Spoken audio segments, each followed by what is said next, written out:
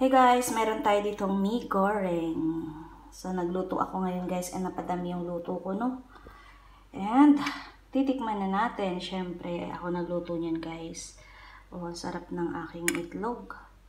Nilagyan natin ng gulay para mas masarap.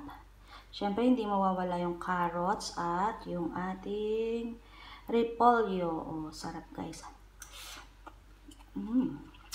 The best. Perfect ko siya ng luto ngayon guys. Tingnan nyo yung noodle ko, hindi lata. So, ginisa ko din siya guys sa gulay. Mas lalo tuloy siyang sumarap.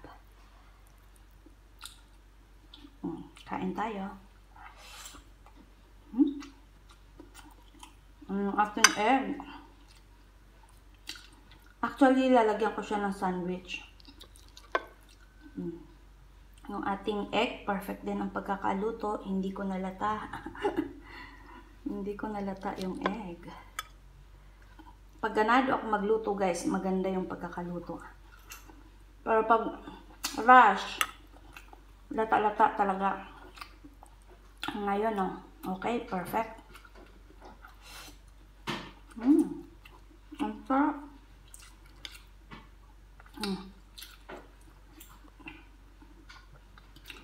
Mas gusto ko kasi madaming gulay.